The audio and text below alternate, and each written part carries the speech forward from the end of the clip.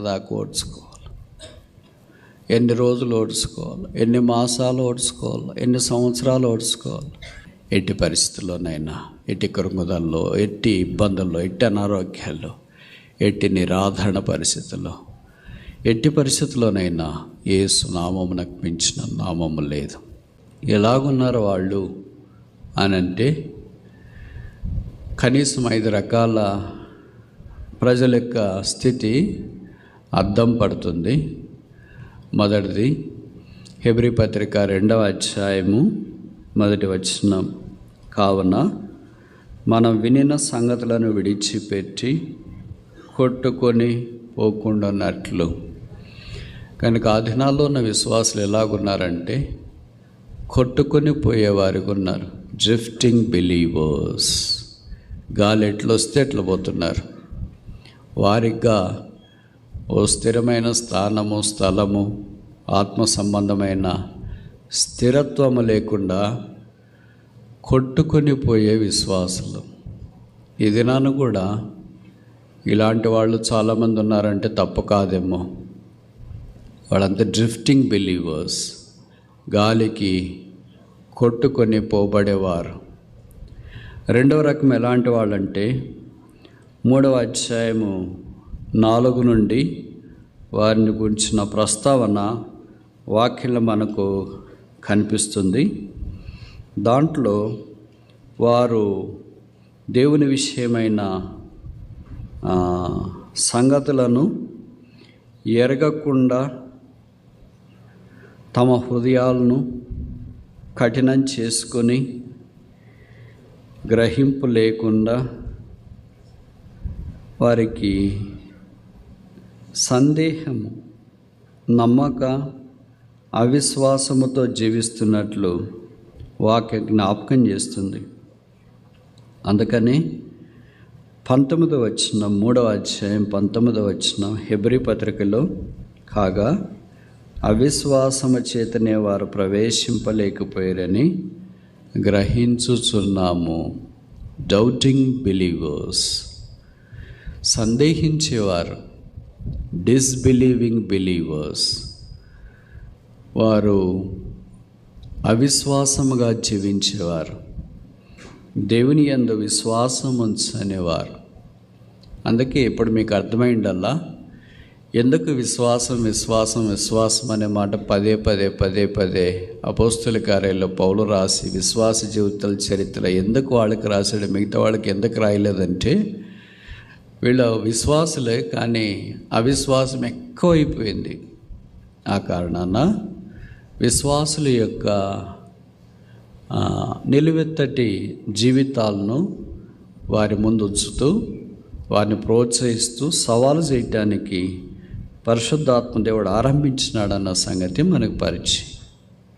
కనుక మొదటిది drifting believers, కొట్టుకొని పోయేవారు. రెండవది డౌటింగ్ బిలీవర్స్, అనుమానించేవారు, అవిశ్వాసంతో ఉండేవారు. 3వ రకం 5వ అధ్యాయం హెబ్రీ పత్రిక 5వ అధ్యాయం 11వ వచనం. Hebrew chapter 5:11. ఇందును గూర్చి మేము చెప్పవలసిన అనేక సంగతులు ఉన్నవి కానీ మీరు వినుటకు మందలైనందున వాటిని విషదపరచుట కష్టం. 3వ రకం ఏంటంటే మందులు, డల్ బిలీవర్స్. అంటే లోకంలో బాగా స్మార్టే, వాళ్ళ సొంత పనుల్లో స్మార్టే, కానీ దేవుడి దగ్గరికి వచ్చేటప్పటికి డల్ అయిపోతున్నారు. ఎంత డల్ అయిపోతున్నారంటే, ఇంకా వాళ్ళకి మించిన బలహీనలు లేరేమో అన్నట్లుగా మందులుగా ఉన్నారు. ఎంత మందులు అంటే వాక్యం కూడా వాళ్ళు వినటానికి ఇష్టపడట్లేదు. పౌలు లాంటి వాడు వాక్యం చెప్తే వినటానికి ఇష్టపడకపోతే ఇంక మాలాంటి వాళ్ళు చెప్తే వింటారా వాళ్ళు? ఈ దినాల్లో విశ్వాసులు కూడా అలాగే దైవవాక్యాన్ని వినటానికి కూడా ఇష్టం లేనంత మందులైపోయారు, డల్ బిలీవర్స్. ఎందుకు అలాగ అయిపోయారు అని అంటే కారణాలు చాలా ఉన్నాయి. ఇప్పుడు వాటిని మనం ప్రస్తావించట్లేదు. ఎలాంటి విశ్వాసులు హెబ్రీ పత్రికను పౌలు పరిచయం చేసినాడు అనే దాని కొరకే ఈ సంగతులు మనము నేర్చుకోవటానికి ఆరంభించున్నాం. 4వ రకం 10వ అధ్యాయం, హెబ్రీ పత్రిక 10వ అధ్యాయం, హెబ్రీ చాప్టర్ 10 వర్స్ 28, 10:28. ఎవడైనను మోషే ధర్మశాస్త్రమును నిరాకరించిన యెడల. 4వ రకం ఏంటంటే నిరాకరించేవారు. దేవుని మాటలు, దైవ సేవకులను, దేవుని యొక్క అధికారాన్ని నిరాకరించేవారు. అందుకనే వీళ్ళకి ఒక మాట మనం చెప్పాలంటే,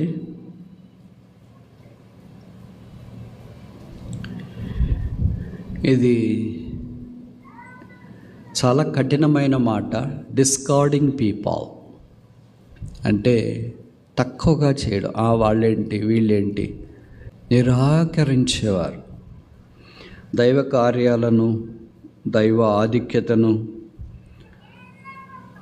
వారు నిరాకరించేవారుగా కనిపిస్తున్నారు. ఈ దినాల్లో కూడా సంఘాల్లో మనం ఇదే చూస్తాం. ఎవరు మాట వినాలని అనుకోరు, అందరూ వాళ్ళ మాట వినాలని అనుకుంటారు. అది అసాధ్యం, అది దుర్లభం. ఆ కారణం చేత సంఘాల్లో రకరకాల పోరాటము మనకు కనిపిస్తుంది. 5వది ఆఖరిది, హెబ్రీ పత్రిక 12వ అధ్యాయం 25వ వచనం. వారు భూమి మీద నుండి బుద్ధి చెప్పిన వారిని నిరాకరించినప్పుడు తప్పించుకొనకపోయినడల పరలోకము నుండి బుద్ధి చెప్పుచున్న వారిని విసర్జించు మనము తప్పించుకొనకపోవుట మరి నిశ్చయము కదా. డిఫైల్డ్ పీపుల్, వాళ్ళు పాడైనారు. వాళ్ళని బుద్ధి చెప్పడానికి వస్తే అసలు పట్టించుకోవట్లేదు. వాళ్ళు మాకేంటి బుద్ధి చెప్పేది. ఇప్పుడు 5 రకాలైన ప్రజలను చూసినాం. ఎక్కడున్నారంటారు వీళ్ళు? ఏప్రిల్ దినాల్లో, పౌలు రాసిన దినాల్లో ఉన్నారా లేదా అనేది పక్కనుంచితే మన దినాల్లో స్పష్టంగా కనిపిస్తారు వాళ్ళు. ఈ 5 రకాలైన ప్రజలు, డ్రిఫ్టింగ్ బిలీవర్స్తో మొదలుకొని డిఫైల్డ్, మరకలు అంటుకున్న బిలీవర్లు, పాపంలో మునిగి తేలుతున్న బిలీవర్ల దాకా ఈ 5 రకాలైన వారు కనిపిస్తున్నారు. ఇలాంటి వారిని దైవవాక్యం చేత చక్కజేసి సరిచేసి సంపూర్ణులు, పర్ఫెక్ట్ ఇన్ క్రైస్ట్. ఇది సాధ్యమయ్యే పనేనా? Can drifting believer be perfect believer? కొట్టుకొని పోయే వ్యక్తి సంపూర్ణ అవుతాడా? అవిశ్వాసంతో ఉన్న వ్యక్తి సంపూర్ణ అవుతాడా? మందుడైన వ్యక్తి సంపూర్ణ అవుతాడా? నిరాకరించే వ్యక్తి సంపూర్ణ అవుతాడా? చివరికి అపవిత్రతతో ఉన్న వ్యక్తి సంపూర్ణ అవుతాడా? ఈ ప్రశ్నకు జవాబు ఏంటి? అవుతాడా కాడా? అవుతాడు అని చెప్పటానికే హెబ్రీ పత్రిక. అది యేసు ప్రభు ద్వారానే సాధ్యము అని చెప్పేదే హెబ్రీ పత్రిక. అందుకే ఈ 5 రకాలైన ప్రజలు, మీరందరూ ఏం చేయాలనుకుంటున్నారు అని అంటే, మీ ఇష్టానుసారంగా వెళ్ళాలనుకుంటున్నారు కదా. అలా కాదు, యేసు వైపు చూచు. అదొక్కటే సంపూర్ణ సిద్ధి పొందటానికి అవసరమైన మార్గము, పద్ధతి అని వారిని పురికొల్పుతూ, పరమాయిస్తూ, ధైర్యపరుస్తూ, భుజం తట్టుతూ, ప్రోత్సహిస్తూ, హెచ్చరిస్తూ, గద్దిస్తూ, బోధిస్తూ, హితోపదేశం చేస్తూ సంపూర్ణమైన క్రీస్తు మార్గంలోనికి పౌలు మళ్లించటానికి పరిశుద్ధాత్మ దేవుని ద్వారా చేసిన గంభీరమైన ప్రయత్నం హెబ్రీ పత్రిక. ఈ దినాన మనకు అక్షరాల వర్తిస్తుంది. మనం కూడా ఈ 5 రకాల వ్యక్తుల్లో ఏదో ఒక రకం అనుకోవద్దండి, ఏదో 2 రకాలు అనుకోవద్దండి, ఏదో 3 రకాలు అనుకోవద్దండి. నన్ను అడిగితే నేను చెప్పగలను, మనలో చాలామంది, ముఖ్యంగా నేను, ఈ 5 రకాలు నిలువెత్తగా కనిపిస్తాయి. మీ సంగతి ఏంటి మరి? ఈ 5 రకాల దుస్థితిలో నేను ఉన్నాను కదా, ఇక నా దారి నేను చూసుకుంటానంటే కాదు.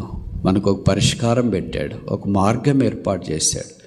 యేసు శరీరం అను తెర ద్వారా ఆ దేవుని యొద్దకు మనము సంపూర్ణులుగా ఉండనట్లుగా ప్రవేశించాలని దేవుని ఏర్పాటు. ఆహా, ఆయన బుద్ధి జ్ఞాన బాహుళ్యములు ఎంత దొడ్డవి.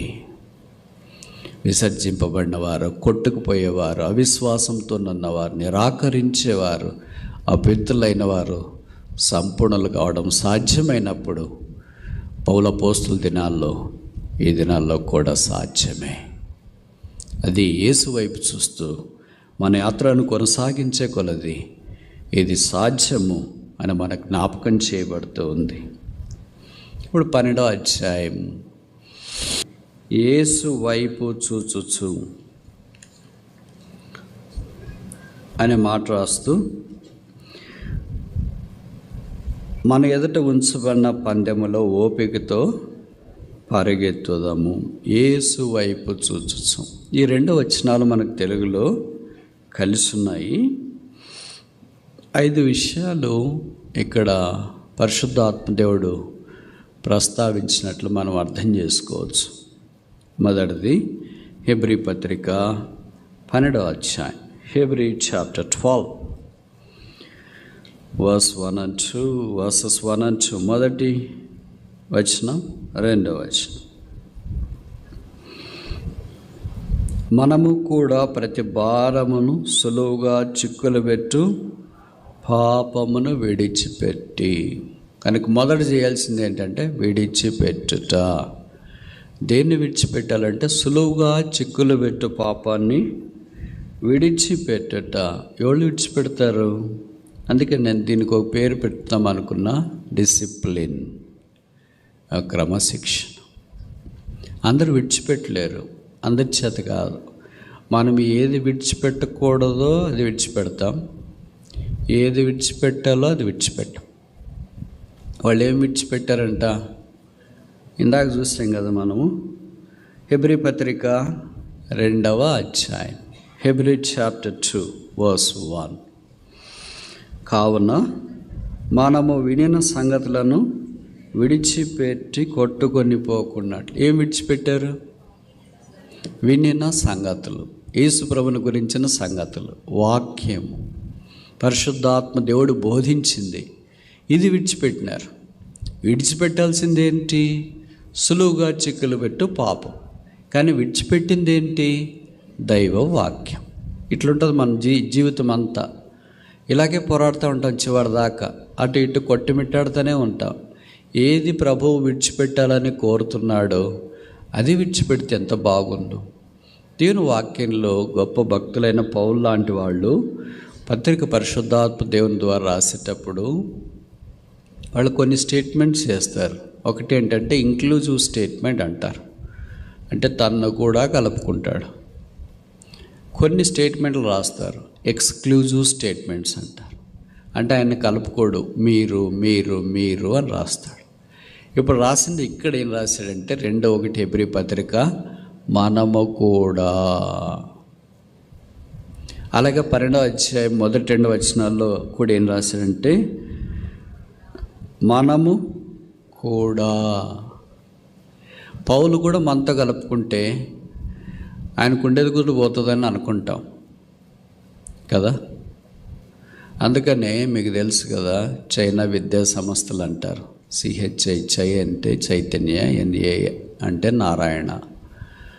ఈ చైనా విద్యా సంస్థలలో పిల్లల్ని ర్యాంక్స్ వారీగా కూర్చోబెడతారు. టాప్ ఖచ్చితంగా నీట్ వస్తుంది, IITలు వస్తాయని వాళ్ళందరూ ఒక సెక్షన్ చేస్తారు, మిగతా వాళ్ళని ఇంకో సెక్షన్ చేస్తారు. ఇంకేం లేదు, ఊరికే డబ్బులు ఇంట్లో ఉంటే అల్లరి చేస్తారని చేర్పించిన పిల్లలు ఉంటారు కదా, అలాంటి పిల్లలంతా ఒక సెక్షన్లో పడేస్తారు. ఇప్పుడు పౌలు మనం అందరూ ఒకే సెక్షన్లో ఉండేకి అవుతుందంటారా? మనమంతా లాస్ట్ సెక్షన్లో ఉండాలి, ఆయన ఫస్ట్ సెక్షన్లో ఉండాలి. అట్లాంటి ఆయన ఇప్పుడు ఏం చెప్తున్నాడంటే మనము కూడా విన్న వాక్య సంగతులను విడిచిపెట్టక, కొట్టుకొని పోకుండా సులువుగా చిక్కులు పెట్టి ప్రతి పాప. ప్రపంచ ప్రఖ్యాతి చెందిన సువార్థికుడు డాక్టర్ బిల్లీ గ్రహం గారు, ఆయన బైబిల్ పండితుల ప్రకారం యేసుక్రీస్తు ప్రభువు వారిని దాదాపు వీలైనంత దాకా ప్రపంచ దేశాల్లో వారికి పరిచయం చేశాడని, టీవీ ద్వారా, రేడియోస్ ద్వారా. ఆ భక్తుడు ఒక పుస్తకం రాశాడు. ఆ పుస్తకము ఇదే టైటిల్ ఉంది, సులువుగా చిక్కులు పెట్టు పాపం. సులువుగా చిక్కులు పెట్టు పాపం అంటే ఏదో సీరియల్స్, సినిమాలు అదేం రాయలేదు ఆయన. కోపము, ద్వేషము, అసూయ, కలహము ఇవన్నీ రాసిన. ఇవన్నీ మనం పాపాలను అనుకోము. ఏమంటామంటే దానికి మనం పేరు పెట్టుకుంటాం. పాపం అంటే మనకి ఇష్టం ఉండదు కదా, బలహీనత. కోపం వాళ్ళ బలహీనత బ్రదర్, మరి బీపీ వచ్చింది, కోపడ్డారు. అసూయ వారు బలహీనత బ్రదర్. అట్లా లేదు. ఇక్కడ పౌలు గారు ఏం రాస్తారంటే, సులువుగా చిక్కులు పాపం, it's a sin, easily besetting sin. సులువుగా చిక్కులు పెట్టే పాపాన్ని పాపంగానే పరిగణించినారు బైబిల్. మనం ఎంత పాపాన్ని పాలిష్ చేసి వీక్నెస్ అని చెప్పినా బైబిల్ అలాగ ఒప్పుకోవట్లేదు ఇక్కడ.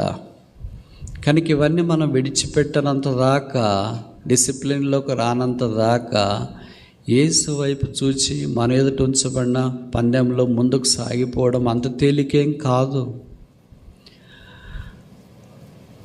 కనుక మొదటి ప్రక్రియ మనం ఇక్కడ విడిచిపెట్టే దగ్గర ఆరంభించాలి. విడిచిపెడుతున్నామా? విడిచిపెట్టడానికి బదులుగా ఇంకా యాక్సెసరీస్ ఎక్కువ తగిలించుకుంటున్నాం. మనం తగ్గించుకోవాల్సింది బదులు పెంచుకుంటున్నాం. పాపపు భారం పెంచుకుంటున్నాం, కోపం ఇంకా ఎక్కువ పెంచుకుంటున్నాం, అసూయ ఇంకా ఎక్కువ పెంచుకుంటున్నాం, కలహం ఇంకా ఎక్కువ పెంచుకుంటున్నాం, ద్వేషం ఇంకా ఎక్కువ పెంచుకుంటున్నాం. ఇవన్నీ మనం పెంచుకొని అది యేసు ప్రభువును బట్టి విసర్జించాలని, విడిచిపెట్టాలని కోరబడితే పెంచుకుంటూ ఉంటే యేసు వైపు చూడడం ఎలాగ వీలవుద్ది?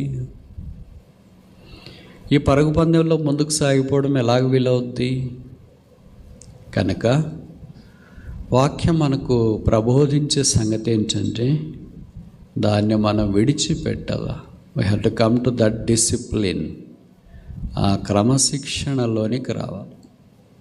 మీలో కొంతమంది స్కూల్లో చదువుకొని వచ్చింటారు కదా. పిల్లలకి స్కూల్లో కొన్ని చెడ్డ అలవాట్లు ఉంటాయి. ఉదాహరణకి బల్పం తినే అలవాటు ఉంటుంది. వాడు తినొద్దురా అంటే ఇంకెక్కువ తింటాడు. పక్కనాడు కూడా తీసుకొని తింటాడు. అందుకే టీచర్లు ఏం చేస్తారంటే, మేము చదువుకునే దినాల్లో ఈత పత్యం తీసుకొని వాని తినే ఈ చెయ్యి ఉంటుంది, చెయ్యిని బాగా కొట్టేవాళ్ళు. ఇంకొకసారి పట్టుకుంటే బల్పం తినటానికి ఇంకా ఈ చెయ్యి వాసిపోతుందని.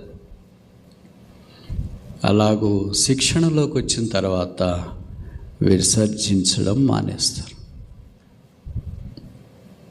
అందుకే బైబిల్లో రాయబడింది కదా, బెత్తం పట్టని కుమారుడు లేదా బెత్తం పట్టని తండ్రి కుమారుని విషయంలో కుమారుని సాధు చేసుకోలేడని.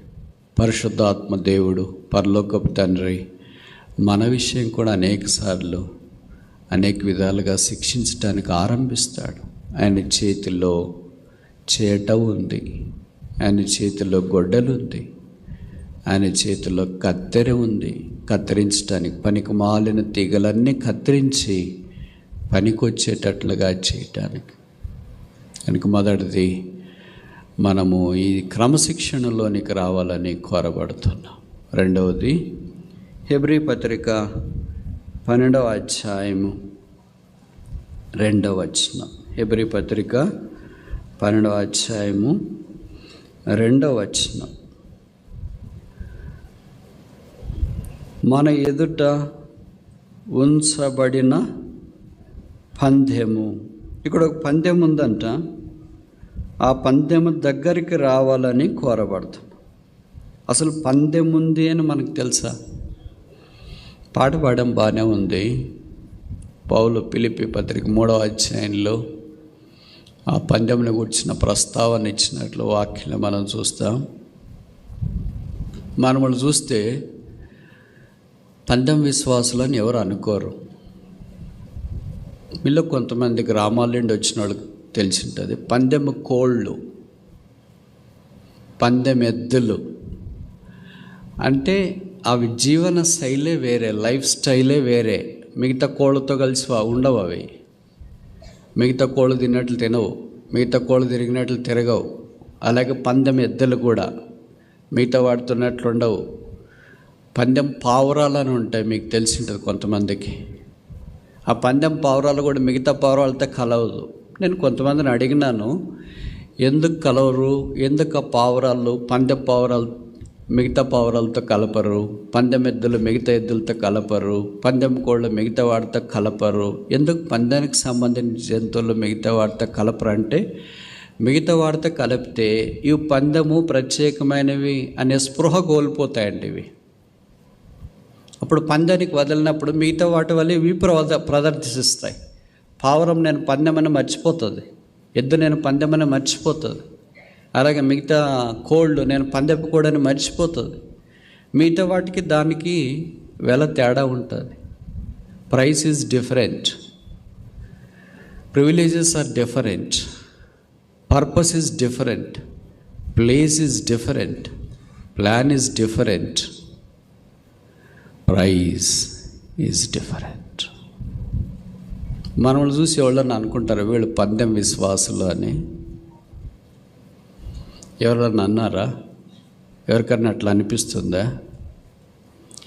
మీరు గ్రామాల్లోకి వెళ్ళండి, మీరు తేలిగ్గా తెలుసుకుంటారు. పందెం కోడి, పందెం పావురము, పందెం ఎద్దులు అని చూస్తేనే మనకు అర్థమైపోతుంది. మిగతా వాటికి దానికి అర్థమైపోతుంది. ఇప్పుడు మన దగ్గరికి వచ్చినప్పుడు మనము ఇతరులు చూసినప్పుడు అనిపిస్తుంది వీళ్ళు పందెం విశ్వాసులు అని. అసలు పందెం ఉందనేది ఎప్పుడో మర్చిపోయాను. We're called to run the race. మనం పరుగు పందెము పరిగెత్తాలని పిలువబడ్డాం. మీకు తెలుసు కదా. అలా పరుగు పందెము పరిగెత్తే వాళ్ళు ఒకటే గురి ఏంటంటే ఒలింపిక్స్లో గోల్డ్ మెడల్. అది టాప్ డెస్టినేషన్, దానికి మించింది ఇంక లేదు. అలాంటి గురి కలిగి ఉంది, బాగానే ఉంది, డ్రీమ్ ఉంది.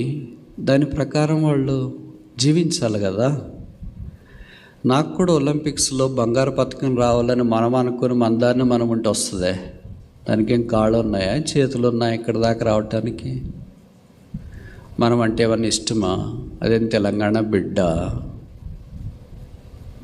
తెలంగాణ అడ్డ ఏంటది? దాదాపు 200 దేశాల వాళ్ళు పోటీ పడతారు దానికి. ఎన్నో పరీక్షలు అయిపోయిన తర్వాత అప్పుడు మాత్రమే దాంట్లోకి వెళ్ళేవాళ్ళు ఉంటారు. అలాంటి వాళ్ళు అన్నీ త్యజిస్తారు. దాన్ని మనం డివోషన్ అంటాం, భక్తి. ఏమీ డివోషన్ లేకుండా, అంటే దేవుని అంటే వైరాగ్యము భక్తి లేకుండా ఈ పందెములో ఏది, ఎక్కడ, ఏంటి, ఎంతసేపు, ఎలాగుండాలా అనేవన్నీ మాయమైపోయాయి. అందుకని వస్తున్నాం, కూర్చుంటున్నాం, వింటున్నాం, ఏదో సమయం అయిపోయిందని వెళ్ళిపోతున్నాం. అట్లా ఉండదు. గురి ఒక్కటే, బంగారు పథకం సాధించాలి. కొన్నిసార్లు ఏమనిపిస్తుంది మిగతా అథ్లెట్స్కి లేదా మిగతా పందెంగాళ్ళకి ఏమనిపిస్తుంది అంటే కనీసం ఒలింపిక్స్లో కాలన పెట్టినామని అని అనిపించుకోవాలి, ఆ టీంలోనన్నా పోవాలని అనిపిస్తుంది. ఆడకపోయినా పర్వాలేదు, పరిగెత్తకపోయినా పర్వాలేదు, ఆ టీంలోనన్నా పోవాలని అనిపిస్తుంది. మరి మనకేమన్నా అలాంటివి అనిపిస్తుంది? పౌలు అన్నాడు, నేను బహుమానం పొందాలని. నేను టీంలోకి మెంబర్ కాదు, నేను టీంలో గోల్డ్ మెడల్ ప్రయత్నం చేసే వ్యక్తిని. మరి మనం ఏమంటాం? సరే బ్రదర్, మీరు గోల్డ్ మెడల్ తీసుకురండి, మేమంతా చప్పట్లు కొడతాములే, చప్పట్ల బ్యాచ్ అంటామా? దీనికేం చప్పట్లు అవసరం లేదు. దీనికి అందరూ అలాగ సాధించాలని కోరబడుతున్నాం. విషాదకరమైన సంగతి ఏంటంటే మనం దాన్ని గురించిన స్పృహే కోల్పోయాం. పందెపు కోళ్ళ ఆహారం వేరు, అలవాట్లు వేరు, నిద్రలు వేరు, దాని పద్ధతులే వేరు, లైఫ్ స్టైల్. మనం చూసినప్పుడు క్రిస్టియన్ లైఫ్ స్టైల్ కనిపిస్తుంది, లోకపరమైన లైఫ్ స్టైల్ కనిపిస్తుంది. నేను భౌతికమైన బట్టలు దాని గురించి మాట్లాడట్లేదు. A strong sincere devotion to Christ. మనలను ప్రేమించి మరొకరికై ప్రాణం పెట్టిన యేసుక్రీస్తు ప్రభువు వారి కొరకైన ప్రేమ మన జీవిత నడవడిలో కనిపిస్తుందా అని. మూడవది చూస్తామా? హెబ్రీ పత్రిక 12వ అధ్యాయం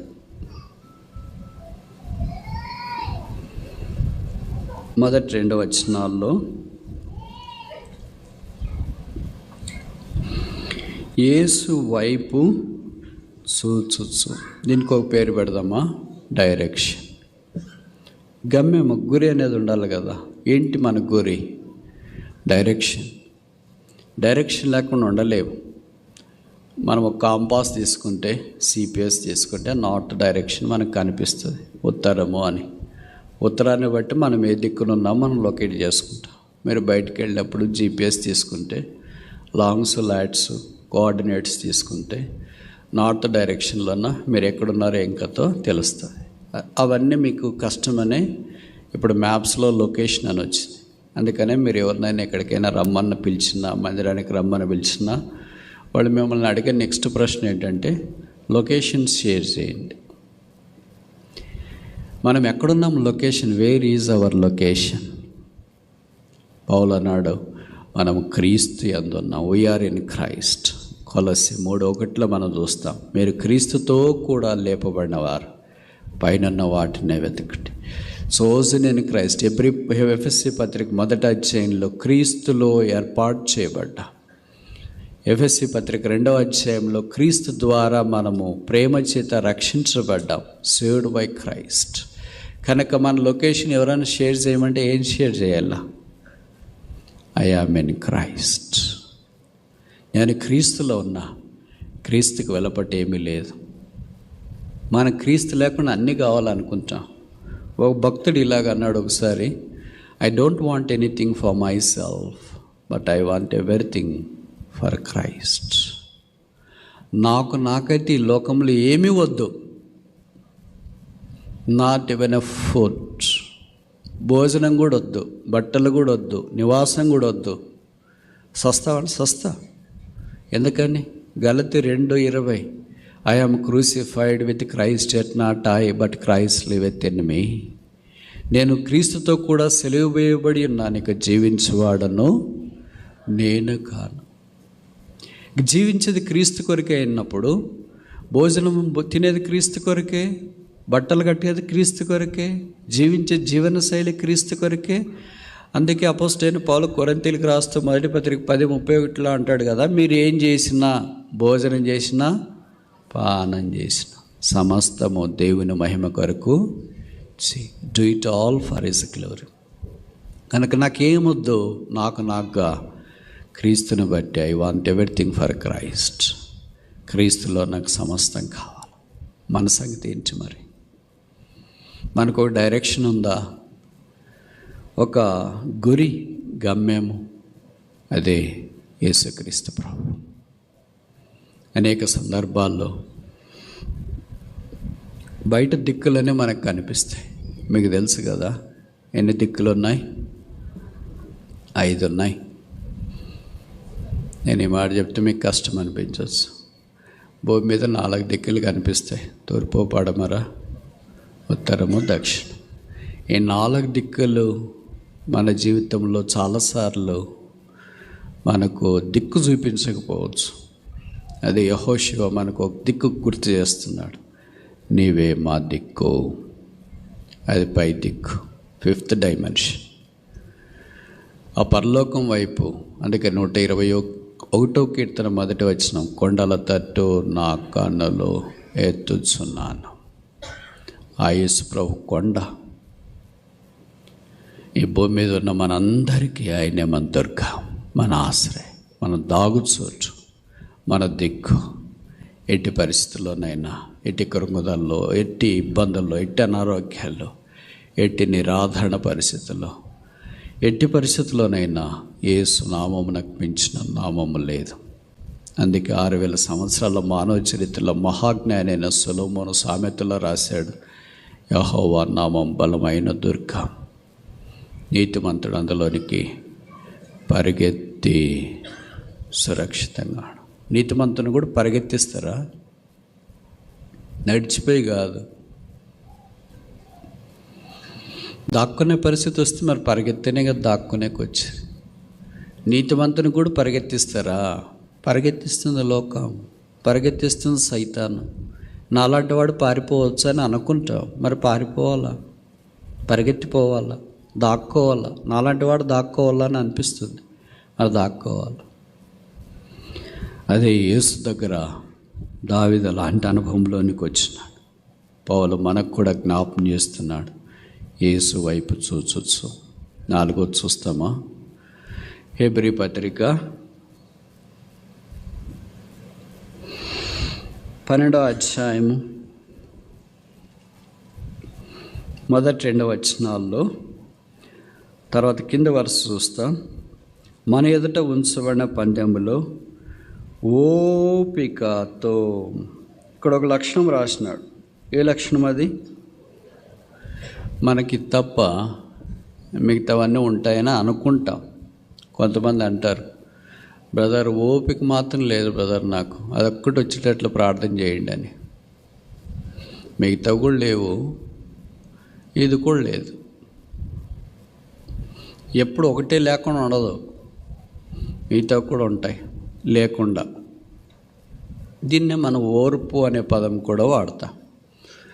తెలుగులో ఒక సామెత ఉంది కదా, ఓర్పు సముద్రము కంటే గొప్పది. ఓర్చుకోవాలా అంటారు. ఈ మాట చెప్తున్నప్పుడు మనకు అనిపిస్తుంది, ఎంత దాకా ఓర్చుకోవాలి, ఎన్ని రోజులు ఓర్చుకోవాలి, ఎన్ని మాసాలు ఓర్చుకోవాలి, ఎన్ని సంవత్సరాలు ఓర్చుకోవాలి అంటే బైబిల్ ఏం జవాబు చెప్తుందంటే సత్యదాకా ఓర్చుకో అని చెప్తుంది. లేదా ప్రభు రాకడ దాకా ఓర్చుకో అని చెప్తుంది. ఈ రెండింటి దాకా కాకుండా ఇంకెప్పటిదాకా ఓర్చుకోమంటే చెప్పండి, అప్పటిదాకా ఓర్చుకుంటాను మనం అంటాం. ఒక వారమో, ఒక నెల, భర్తను, భార్యను, పిల్లలను, బోధకులను, సేవకులను, ఇరుకు పొరుగు ఎంతకాలం అని ఓర్చుకోవాలి కదా. అందుకనే ఓర్పును గురించిన సంగతులు మనకు ఓర్పు అంటేనే కనిపించే ఒక ఆయన ఉన్నాడు కదా. యాకోబు పత్రిక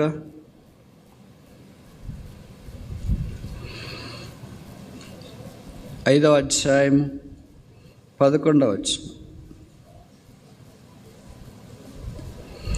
యాకోబు 5:11. James chapter 5:11. సహించిన వారని ధన్యులని చెప్పుకొస్తున్నాం కదా.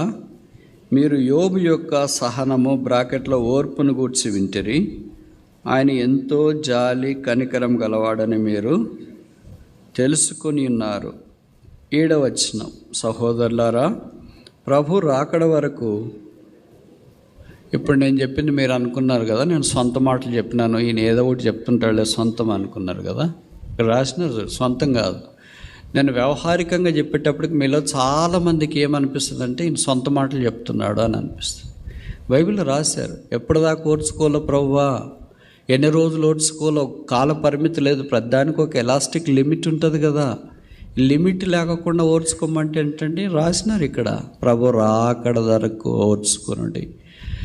అంతదాకా ఓర్చుకోలేను అని అంటే ప్రభు పిలిచేదాకా మనల్ని ఓర్చుకోవాలని కోరబడుతున్నాం. వ్యవసాయకుడు ఎలా ఓపికతో ఉంటాడు, యోబు యొక్క ఓపికను గురించి, సహనాన్ని గురించి ఇక్కడ రాశారు.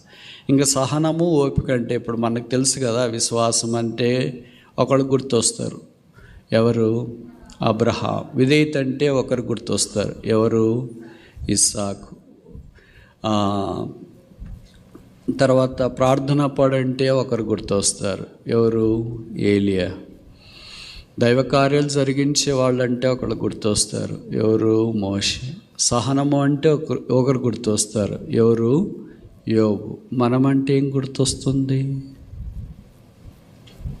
ద్వేషమా, అసూయ, కుళ్ళ, కుతంత్రమా, పాపమా, లోకమా, ఏమొస్తుంది? అన్నీ. మనమంటే పాపం అనే పదం మాత్రమే ఎక్కువ గుర్తొస్తుందేమో. ఆ కారణం చేత అత్యధికమైన విషయాల్లో మన ఓపికలో ఓడిపోయిన వారంగా కనిపిస్తున్నాం. అందుకే మధ్యలో ఒక ఆర్టికల్ చదువుతుంటే అక్కడ రాశారు, డోంట్ టేక్ హాల్ట్ డెసిషన్స్,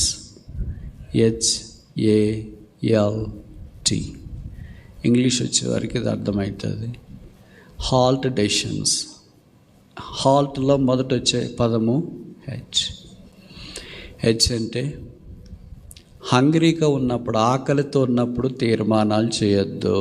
అంటే ఇంక నేను బతకను, నేను ఉండి ఏం లాభము, నేను చస్తాను, ఇట్లాంటివన్నీ రకరకాలుగా చేస్తుంటాం కదా. తినటానికి కూడా నాకు భోజనం లేదు అని.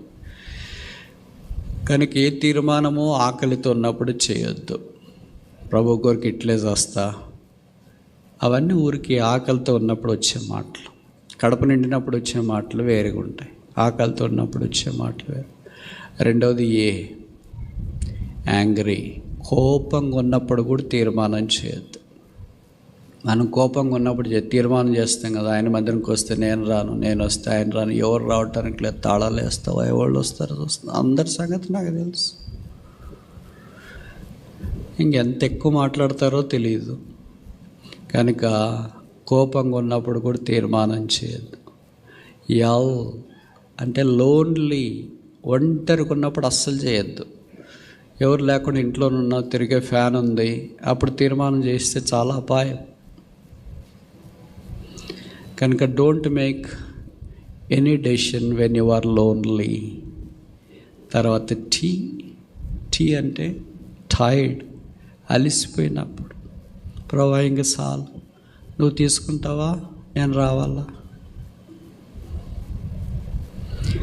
టైర్డ్ కూడా చాలాసార్లు మన జీవితంలో, అంటే భౌతికమైన అలసటే కాదు, అంటే ఏదో పని చేసి అలసిపోయేది, ఎండకి బయటికి పోయి వచ్చి అలసిపోయేది, ఆ అలసట వేరే.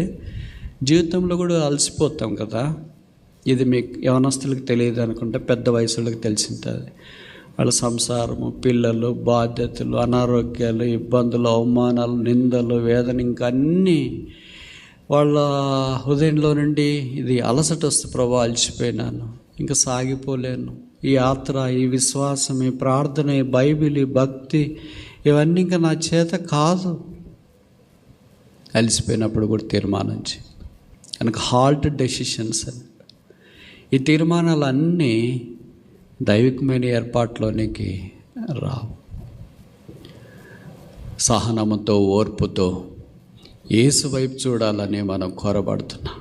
ఇప్పుడు దాకా 4 విషయాలు చూసామనుకుంటా. మొదటిది ఏంటి?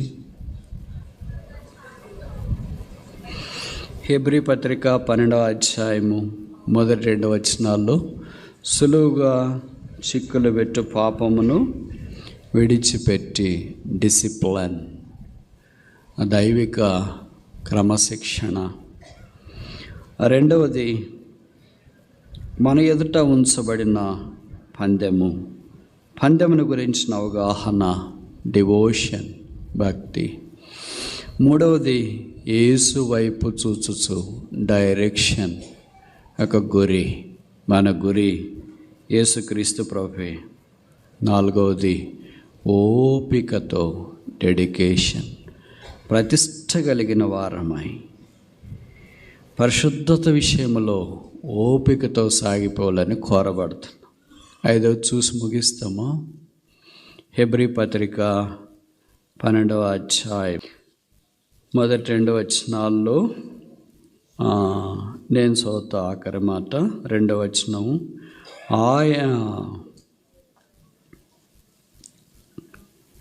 మన ఎదుట ఉంచబడిన పందెంతో ఓపికతో పరిగెత్తుదాము. డిటర్మినేషన్. పరిగెత్తేది, ఇది ఆగిపోయేది కాదు, కూర్చునేది కాదు, పడకేసేది కాదు, రిలాక్స్ అయ్యేది కాదు, దొరలేది కూడా కాదు. పరిగెత్తేదంటే అందరూ పరిగెత్తారా? భౌతికంగా బలంగా ఉన్నవాళ్ళే పరిగెత్తారు. మీకు మన బీలాలో 2వ తారీఖు పెద్ద అంశం ఒకటి ఉంది కదా, బీ స్ట్రాంగ్, బలవంతులై ఉండడి. కనుక ఆత్మీయంగా బలవంతులే పరిగెత్తగలరు, మిగతా వాళ్ళు పరిగెత్తలేరు. పరిగెత్తలేని వాళ్ళు ఏం చేస్తారు? నడిచిపోతారు. ఇంకా నడవలేని వాళ్ళు ఏం చేస్తారు? వీల్ చైర్ పట్టుకుని పోతారు.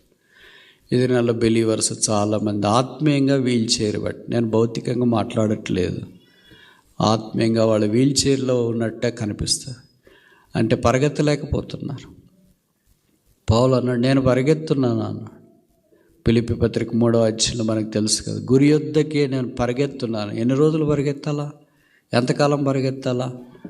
ఈ మాట అంటే మీరు అనవచ్చు, మరి పరిగెత్తితే ఆయాసం వస్తుంది కదా అని, భుక్తాయాసం వస్తుంది కదా అని. ఇక్కడ ఆత్మీయమైన ఆయాసము రావటానికి కూడా అవసరం ఉంది. కానీ మీకు తెలుసు కదా, కొన్ని జంతువులకు ఆయాసం రాదు. ఉదాహరణకి గుర్రం, దానికి ఎంత పరిగెత్తే అంత ఉల్లాసం వస్తుందంట, ఆయాసం పోతుందంట.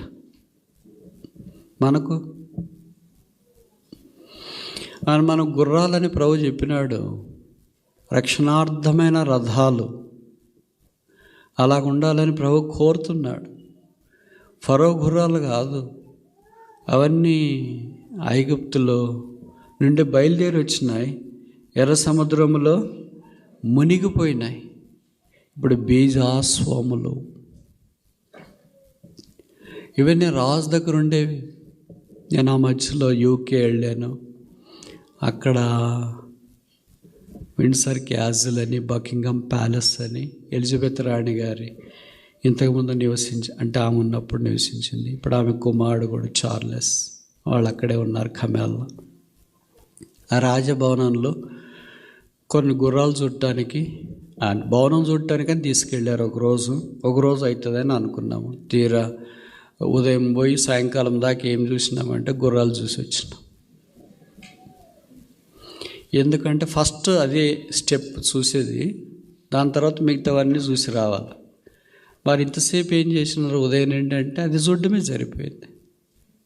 ఎన్ని గుర్రాలు, ఎన్ని రకాల గుర్రాలు, ఎన్ని రంగుల గుర్రాలు. ఒక గుర్రానికి కనీసం ఒక వ్యక్తి అటెండ్ అవుతే 3 షిఫ్ట్లు ఉంటాయి. 8 గంటలు కదా ఒక షిఫ్ట్. ఒక గుర్రానికి 3 అటెండ్ అయితే వాళ్ళని లీవ్ పెడితే ఇంకోళ్ళు, అంటే ఒక గుర్రానికి ఒక 5 మంది ఉంటారు. అలాంటి కనీసం 100 గుర్రాలు. గుర్రాలని చూసుకునే వాళ్ళు ఉంటే దానికి స్నానాలు చేయించేది, దానికి మేత పెట్టేది, దాన్ని ఎక్సర్సైజ్ చేయించేది, దానికి అవసరమైన ఏర్పాట్లన్నీ చూయించేది. ఇవి ఎప్పుడో ఒకసారి కదా వాడేది, ఎప్పుడో ఒకసారి వాడతారు. రాయల్ అటైర్, రాజును ఊరేగించేటప్పుడు వాడతారు. మన ట్రంప్ వచ్చినప్పుడు కూడా కొన్నిసార్లు వాడినారు. ఎప్పుడో ఒకసారి వాడతారు. కానీ అవి ఎవరి గుర్రాలు అంటే రాజు గుర్రం. భూమి మీద ఉన్న రాజు యొక్క గుర్రాల యొక్క వైభవం, గుర్రాలే అట్లుంటే ఇంక రథాలు చూడటానికి పోవాలి కదా. ఆ రథాలన్నీ ఇంకెప్పుడు చూడాలా? ఇవన్నీ చూడటానికి దినాలు అయిపోతే భూమి మీద ఉన్న రాజులు వారి యొక్క వైభవం చూడటానికే ఇంత సమయం తీసుకుంటే, రాజులకు రాజు, ప్రభువులకు ప్రభువు, సర్వాధికారి అయిన యేసుక్రీస్తు ప్రభువు, ఆయన రాజవైభవాన్ని ఎవరు వివరించగలరు? ఆయన గుర్రాలే రక్షణ పొందిన మనం. ఆయన బీజాస్వములుగా ఆయన కొరకు జీవించాలని దేవుని యొక్క ఉద్దేశం. అందుకనే ఈ పందెములో పరిగెత్తేవారు ఉండాలి. వెనక్కి పరిగెత్తేవాళ్ళు కాదు. పరుగు పందాల్లో ఇప్పుడు ఇది కూడా వచ్చింది, వెనక్కి పరిగెత్తేది. ముందు చూస్తుంటాడు, పరిగెత్తేదేమో వెనక. అది అందరు చేయలేరు, పడిపోతారు. మనం క్రైస్తవ జీవితంలో కూడా వెనక్కి కాదు పరిగెత్తేది, ముందుకే యేసు వైపు చూస్తూ ఆగిపోకుండా సాగిపోవాలని కోరబడుతుంది. అలా పరిగెత్తినప్పుడు ఇంత గొప్ప సాక్ష్య సమూహం మేఘం వలె మనల్ని ఆవరించిన వారితో కూడా మనం కలిసి సంపూర్ణమవుతూ ఉన్నాం. ఆహా, దేవుని బుద్ధి జ్ఞాన బాహుళ్యములు ఎంత గొప్పవి. కొట్టుకొని పోయే మనము, మందులమైన మనం, అవిశ్వాసులమైన మనం, విసర్జించలేని మనం,